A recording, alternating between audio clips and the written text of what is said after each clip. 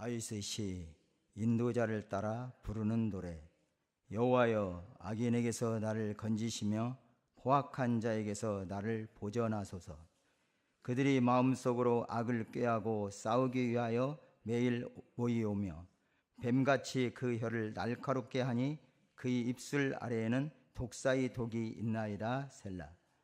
여호와여, 나를 지키사 악인의 손에 빠지지 않게 하시며 나를 보전하사 포악한 자에게서 벗어나게 하소서. 그들은 나의 걸음을 밀치려 하나이다. 교만한 자가 나를 해하려고 올무와 줄을 놓으며 길 곁에 그물을 치며 함정을 두었나이다. 셀라. 내가 여호와께 말하기를 주는 나의 하나님이시니 여호와여, 나의 간구하는 소리에 귀를 기울이소서 하였나이다. 내 구원의 능력이신 주 여호와여, 전쟁의 날에 주께서 내 머리를 가려 주셨나이다. 여호와여, 악인의 소원을 허락하지 마시며 그의 악한 꾀를 이루지 못하게 하소서. 그들이 스스로 높일까 하나이다. 셀라. 나를 애워싸는 자들이 그들의 머리를 들 때에 그들의 입술의 재난이 그들을 덮게 하소서. 뜨거운 숯불이 그들 위에 떨어지게 하시며 불 가운데와 깊은 웅덩이에 그들로 하여금 빠져 다시 일어나지 못하게 하소서. 악담하는 자는 세상에서 굳게 서지 못하며 포악한 자는 재앙에 따라서 패망하게 하리이다. 내가 알거니와 여호와는 고난당하는 자를 변호해 주시며 궁핍한 자에게 정의를 베푸시리이다. 진실로 의인들이 주의 이름에 감사하며 정직한 자들이 주의 앞에서 살리이다. 아멘. 본문 시편은 표제에 나와 있는 대로 다윗의 시로서 인도자를 따라 부르는 노래입니다. 인도자, 전에 개역 한글 성경에는 영장이라 이렇게 말씀하겠는데 찬양대에서 지휘하는 사람을 가리킵니다. 이것이 제목에 들어간 시편은 아마 그 시대에 회당에서 사용한 기도서로 생각이 됩니다. 본서의 역사적 배경은 정확히 알 수는 없습니다. 하지만 이 내용적인 그 내용을 볼 때에 아마 사무엘상 22장 전후에 나온 대로 사울을 피해서 도망하며 여러 가지로 그 박해를 당하고 있던 그런 다윗의 형편 속에서 이러한 시를 짓지 않았나 추정해 봅니다.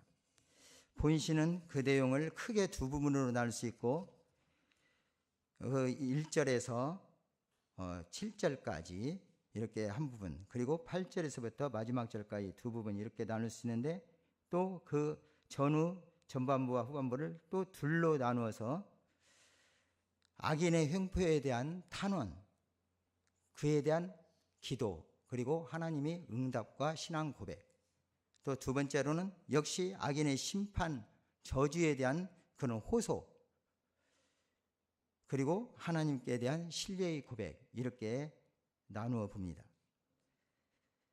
그리고 이 본시를 보면은 1절 보고 마지막 절을 이렇게 살펴보면은 대적들의 위험과 박해 중에서 구원을 호소하는 간절한 기도로 시작하고 있고 마지막에 되는 하나님께 대한 신뢰와 승리의 선언으로 끝맺고 있습니다. 첫째로 우리가 구원을 위한 다윗의 기도와 악인의 계획이 기술되어 있는 부분 1절에서 5절을 살펴보겠습니다. 다윗은 악인들에게서 자신을 보호해달라고 하나님께 간절히 기도를 합니다. 1절을 다시 한번 생각하면서 읽어보시겠습니다. 여호와여, 악인에게서 나를 건지시며 포악한 자에게서 나를 보전하소서. 그리고 4절을 한번 읽겠습니다. 여호와여, 나를 지키사 악인의 손에 빠지지 않게 하시며 나를 보전하사 포악한 자에게서 벗어나게 하소서. 그들은 나의 걸음을 밀치려 하나이다. 지금 우리가 보고 있는 개역 성경, 그리고 전에 보던 한글 성경, 좀 단어가 달리 나오기도 하지만 여기서 내용을 볼 때 나를 건져 주십시오, 보전해 주십시오. 4절도 역시 보전해 주십시오, 이런 말씀이 있습니다.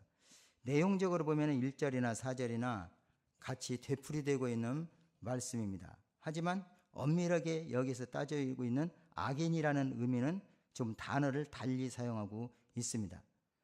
어쨌든 지금 이 시를 지은 다윗은 그 대적들을 악인이라 이렇게 지금 말하고 있습니다. 그리고 또 다른 단어가 나오는데 두 번째로는 4절에 포악한 자, 그리고 5절에는 교만한 자. 그래서 악인, 포악한 자, 교만한 자로 이 대적들을 지금 호칭하고 있습니다. 성경을 보면은 악인이라는 말씀이 시편, 잠언서에 많이 나옵니다. 그런데 그 의미를 보면은 의인과 대조되고 있습니다.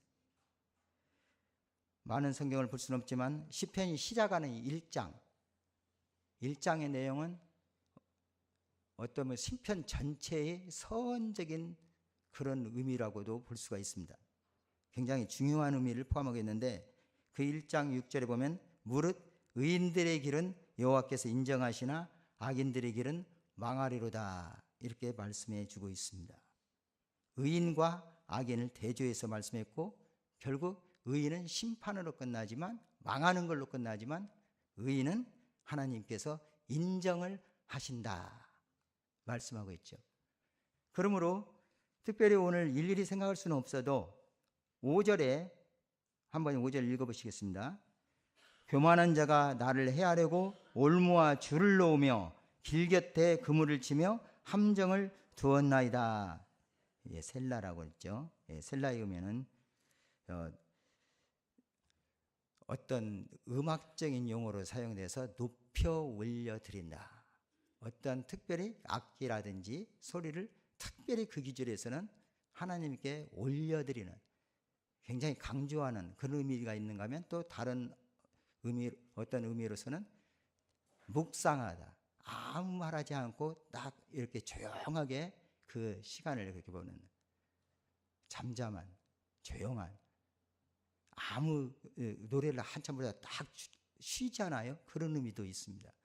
어쨌든 그 기절은 상당히 중요한 부분이고 깊이 생각의 부분으로 생각하면서 이 성경을 보았으면은 좀 더 이 시편의 노래를 우리가 감상하는 데서 참 중요한 부분이라고 생각이 듭니다. 그래서 오늘 이 성경을 보면 셀라라는 말이 3절에서 나오고 있고 5절에서 나오고 있고 8절에서 나오고 있어요. 그래서 그 부분의 노래들을 볼 때 좀 참고를 할 수 있는 그런 의미로 해석이 되기도 하고 또 어떤 학자들에서는 셀라라는 그 의미 자체를 하나님께 이렇게 올려드리는 어떤 그런 차원으로 설명도 하고 있습니다. 이러한 시편의 내용들을 볼 때 셀라를 사용한 부분이나 또한 악인에 대한 호소 부분이나 이런 모든 내용을 볼 때 140편에서부터 143편까지는 같은 시대적 배경 속에서 다윗이 하나님께 호소한 성경으로 이 학자들은 분류를 하고 있습니다. 특별히 140편은 하나님께 간절히 기도하는 것을 넘어서 그 악인들을 저주하는 하나님께서 반드시 심판할 것이라는 그 확신 속에서 그렇게 노래하고 있기 때문에 이 시편의 분류에서 저주시라고도 일컫고 있습니다.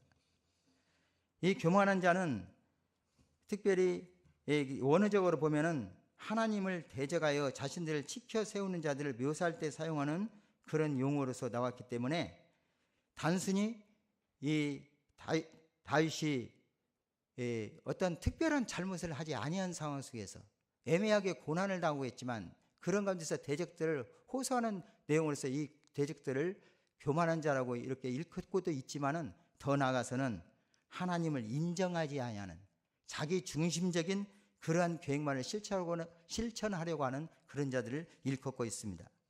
그래서 시편 기자가 5절에서 이 단어를 사용한 이유는 단순히 자기에게 해로움을 주기 때문만이 아니라 하나님을 인정하지 않는 그들을 고발하기 위한 이런 계획인 것 같습니다.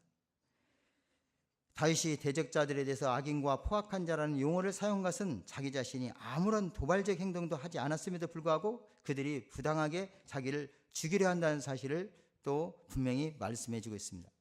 다윗은 사악한 거짓과 부당한 박해를 당했을 때도 자신의 모든 문제를 하나님께 의뢰하고 있습니다. 하나님께서 교만하고 사악한 자들을 공의로 보복해 주실 것을 믿고 바라보았습니다. 다시 한번 1절에 보면은 이러한 악인들의 형편에 둘러싸여 있을 때 하나님께 나를 건져주소서, 보전하소서 이렇게 말씀하겠습니다. 잠언서 21장 10절에 보면 악인의 마음은 남의 재앙을 원하나니 그 이웃도 그 앞에서 은혜를 입지 못한다고 말씀하고 있습니다. 포악한 자에게서 나를 보호해 주십시오 이렇게 말씀했던 이 다윗은 2절에 그들이 마음속으로 악을 꾀하고 싸우기 위하여 매일 모이오며 3절에는 뱀같이 그 혀를 날카롭게 하니 그 입술 아래는 독사의 독이 있나이다 이렇게 표현하겠습니다. 다시 말하면 악인들의 모든 술수, 그 계책 이런 것들에서 하나님께 호소하고 있습니다. 그들이 마음속으로 악을 꾀하고 항상 마음속에 해로운 악들을 상상한다 이렇게 그 말씀을 해석할 수 있습니다.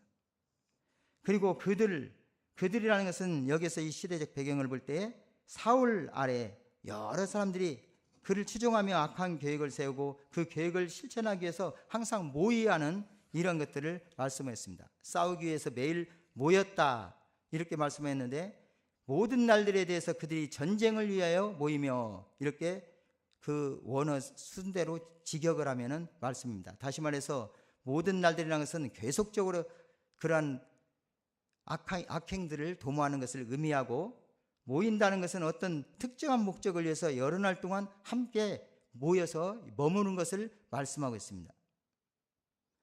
한마디로 말해서 계속적으로 악인들은 전쟁할 목적으로 여러 날 동안 함께 체류하며 이렇게 그 재번역을 할 수가 있습니다.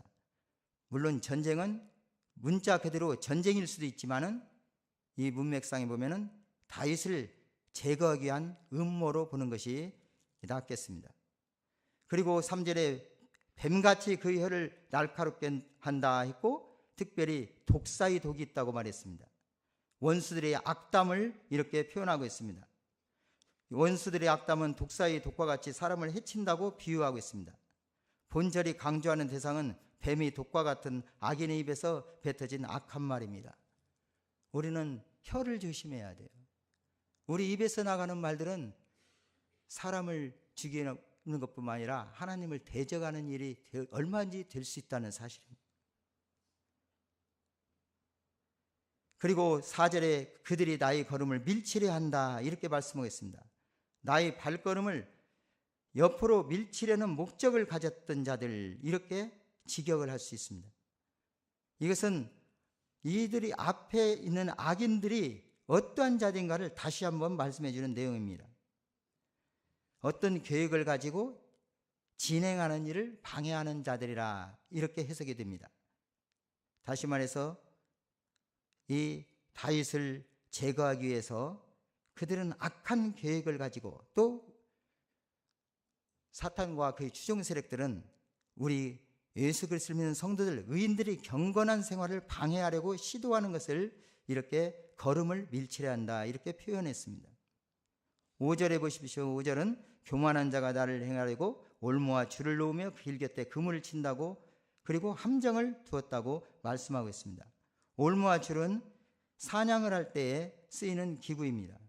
악인들이 비밀스럽게 의인들을 해치는 행위를 묘사하고 있습니다. 세상에서는 의인들이 억울하게 악인들로부터 고난받는 일이 허다합니다. 본시에서 환난과 핍박받는 다윗의 모습은 고난당하시는 예수 그리스도의 모형이라고도 볼 수가 있습니다. 다윗이 대적들의 박해에 대해서 자신의 인간적 수단이나 무력으로 대항하지 않고 하나님만을 신뢰하며 기도했던 것처럼 우리도 오직 하나님을 신뢰하고 인내함으로 하나님의 인도하심을 받아야 하겠습니다. 우는 사자처럼 삼킬차를 찾는 사단과 세상의 악인들의 유혹과 협박을 이기기 위해서 우리 하나님 앞에서 늘 깨어 기도해야 하겠습니다. 6절에서 7절을 다시 한번 보시겠습니다. 6절 7절입니다. 시작. 내가 여호와께 말하기를 주는 나의 하나님이시니 여호와여 나의 간구하는 소리에 귀를 기울이소서 하였나이다. 내 구원의 능력이신 주 여호와여, 전쟁의 날에 주께서 내 머리를 가려주셨나이다. 여기서 보시면은 6절에 다윗의 고백입니다. 주는 나의 하나님이 되시다. 여호와는 나의 하나님. 그 하나님이 내 간구하는 소리에 귀를 기울이셨다고 말씀합니다. 7절 같은 평행구절이라고 할 수 있는 말씀이 내 구원의 능력이신 주 여호와여, 주 여호와, 주라는 말씀을 말씀했습니다. 곧 다윗이 주는 나의 하나님, 주 여호와여, 이 말씀은 하나님을 이 어려운 상황에서 신뢰할 때 하나님께 기도하는 하나님이 대상이지만, 주님이시지만, 더 나아가서 앞에서 교만한 자들, 악인들은 하나님을 인정하지 않는다는 것에 비해서 다윗은 하나님을 나는 인정합니다 하는 대조적인 문구라고 볼 수가 있습니다. 그렇습니다. 우리 성도들, 경건한 자들은, 의인들은 악인들과 대조돼요. 하나님께서 분명히 분리하셨어요. 우리는 하나님을 인정하는 자들이에요. 그렇기 때문에 여기서 악인들의 의미라는 것은 하나님을 인정하지 않는 자, 더 나아가서 어떻게까지 갑니까? 불신자들을 가리키는 말씀이에요. 불경건한 자들을 말씀합니다. 결론적으로 말하면 불경건한 자들은 망한다는 얘기가 되는 거죠. 7절에 내 구원의 능력이 주 여호와 하나님. 여기서 특별히 다윗은 능력이 주 여호와라 이렇게 표현하고 있습니다. 이것은 구약 성경에 하나님에 대한 호칭으로서 한 번밖에 나오지 않는 단어로 이렇게 말씀하고 있습니다. 다윗은 하나님을 자신의 구원이시며 동시에 구원의 능력이라고 고백을 합니다. 그는 구원을 얻었고 그 구원 속에는 전능자의 능력이 분명히 드러나 있었습니다. 구원은 위대한 찬양의 내용이고 소망의 은혜로운 토대고 가장 일반적인 기도 제목입니다. 그런 하나님께서 다윗의 머리를 보호해 주셨다 이렇게 노래합니다. 옛날부터 우리 머리를 보호해 주신 하나님께서 지금도 우리를 버리지 아니하실 것입니다. 그러므로 다윗은 그 모든 자기의 경험 속에서 하나님께서 가장 중요했던 자기 머리를 보호했다는 이런 삶에서 담대하게 싸움합니다. 우리도 하나님께서 항상 우리를 지키시고 인도하심을 확신하면서 선한 싸움을 싸워야 할 것입니다. 아무것도 두려워하지 아니하고 하나님이 그 영적 전쟁에서 우리가 충실할 때 하나님께서는 우리의 방패가 되시며 우리의 지극히 큰 상급이 되실 것입니다. 8절에서 11절 악인의 심판에 대한 심판과 저주에 대한 호소가 있습니다. 다윗을 파멸시키려는 악인의 계획들이 성공을 거두지 못하게 해달라는 기도를 다윗은 계속해서 드리고 있습니다. 특별히 10절에는 뭐라고 말씀하셨습니까? 10절 한번 같이 읽겠습니다. 10절입니다. 뜨거운 숯불이 그들 위에 떨어지게 하시며 불 가운데와 깊은 웅덩이에 그들로 하여금 빠져 다시 일어나지 못하게 하소서. 다윗은 그의 적들이 완전하게 패망하기를 간구하고 있습니다. 뜨거운 숯불이라는 하나님이 악인에게 내리는 재앙을 상징합니다. 숯불, 뜨겁죠. 본절 상반절은 이 뜨거운 숯불에서 그들에게 떨어지게 하시며 불 가운데와 깊은 웅덩이에 그들로 하여금 빠져 다시 일어나지 못하게 하소서. 생각해 볼 때 시편 기자가 소돔과 고모라 기사로부터 이 말씀을 이렇게 추론해서 상징적으로 나타낸 것이 아닌가 생각해 볼 수도 있습니다. 또 깊은 웅덩이라는 말씀은 역시 이것도 구약성경에 단 한 번밖에 등장하지 않는 단어인데 그 의미에 대한 견해는 여러 가지지만은 아마 소돔과 고모라 왕이 빠졌던 그 웅덩이나 고라와 그 추종자들이 빠져 몰사했던 구덩이를 연상해주고 있습니다. 그리고 11절에 악담하는 자는 세상에서 굳게 서지 못하며 포악한 자는 재앙에 따라서 패망케 하리라고 말씀하겠습니다. 악담하는 자, 문자적인 뜻은 입술의 사람이다, 혀의 사람이다 그런 뜻인데 여기서 말하는 것은 비난이나 중상모략을 잘하는 사람 의미로 사용되었습니다. 다윗은 악인들이 궁극적인 심판을 기원문의 형태로 선포하고 있습니다. 이러한 신의 확신은 창세기 3장 15절에 나오는 원시복음을 연상케 합니다. 다윗은 여기서 장차 오실 여자의 후손, 즉 메시아가 사단의 머리를 완전히 파괴하는 그리고 승리하는 그런 모습을 연상하고 이제 결정적인 승리를 예수님께서 이루신 것처럼 궁극적으로 성도가 승리할 것에 대한 구원에 대한 신뢰와 확신을 노래하고 있습니다. 12절 13절입니다. 12절 13절 같이 한번 읽겠습니다. 내가 알거니와 여호와는 고난당하는 자를 변호해 주시며 궁핍한 자에게 정의를 베푸시리이다. 진실로 의인들이 주의 이름에 감사하며 정직한 자들이 주의 앞에 살리이다. 이 부분엔 구원에 대한 다윗의 신념이 기술되어 있습니다. 특별히 내가 알거니와, 이것은 대답하는 자들의 확신을 나타낼 때 사용하는 용어입니다. 6절에도 내가 말하기를, 내가 여호와께 말하기를 같은 의미입니다. 본 시편 140편을 보면은 처음에는 비탄하는 그러한 탄원시를 했던 그걸 거쳐서 여호와의 보호하심과 관대한 하나님의 담대한 그러한 확신을 말씀했는데, 이제는 대적들에 대한 강도 높은 저주를 거쳐서 여호와의 섭리에 관한 더욱 강한 확신에 도달하고 있습니다. 그리고 이 확신은 그 백성을 위해서 이전에 베푸신 여호와의 구원의 은총에 근거하고 있습니다. 시편 20편 6절에는 여호와께서 자기에게 기름 부음 받은 자를 구원하시는 줄 이제 내가 아노니 그의 오른손에 구원하는 힘으로 그의 거룩한 안에서 그에게 응답하시리로다. 시편 56편 9절에는 내가 아뢰는 날에 내 원수들이 물러가리니 이것으로 하나님이 내 편이심을 내가 아나이다. 이렇게 다윗은 고백을 했습니다. 진실로 의인들이 주의 이름에 감사하며 정직한 자들이 주의 앞에서 산다고 말합니다. 개역 한글 성경에서는 주의 앞에 거하리로다 이렇게 말씀하겠어요. 주의 앞에 선다는 말은 주의 보호 아래 있다는 말이고 주님의 축복과 은총을 받게 된다는 의미를 가지고 있습니다. 문맥상 정직한 자는 하나님의 은총을, 하나님의 보호를 받고 그에게 예배드릴 수 있게 된다는 의미로 이렇게 생각합니다. 다시 말해서 하나님 앞에서 하나님만 바라보고 하나님만 의지하는 자들, 하나님 앞에서나 그 하나님 말씀을 의지하면서 곧바르고 성실한 자를 가리키고 있습니다. 말씀을 이어갑니다. 다윗은 시편 16편의 11절에 나온 말씀처럼 주께서 생명의 길을 내게 보이시리니 주의 앞에는 충만한 기쁨이 있고 주의 오른쪽에는 영원한 즐거움이 있나이다. 이렇게 노래하고 있습니다.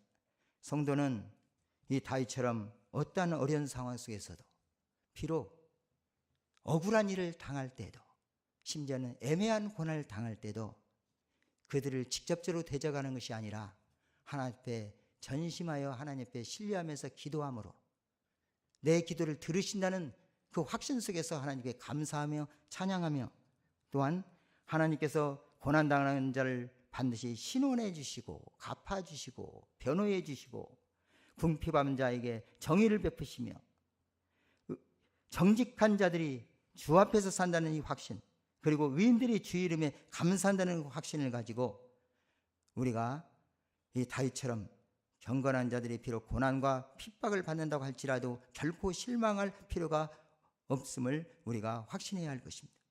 성도들이 순수한 신앙을 유지하기 위해서 가정이나 사회로부터 받는 핍박은 결코 우리 영혼까지 멸망하게 할 수는 없습니다. 우리가 하나님 앞에서 발견하는 자유와 평안은 어떤 세력도 빼앗아 갈 수가 없는 것입니다. 그러므로 성도들은 하나님의 인도를 통해서 세상의 모든 시험을 훌륭하게 이겨낼 수가 있습니다. 이런 믿음을 가지고 다윗처럼 우리가 하나님 나라에서 눈물과 슬픔과 죄가 전혀 없는 그날에서 감사와 찬송과 축복의 생활을 드릴 것을 생각하며 오늘도 기뻐하고 우리 하나님의 은혜 안에서 승리하는 삶을 살아가는 저와 여러분 되시기를 주의 이름으로 축복합니다. 기도드리겠습니다.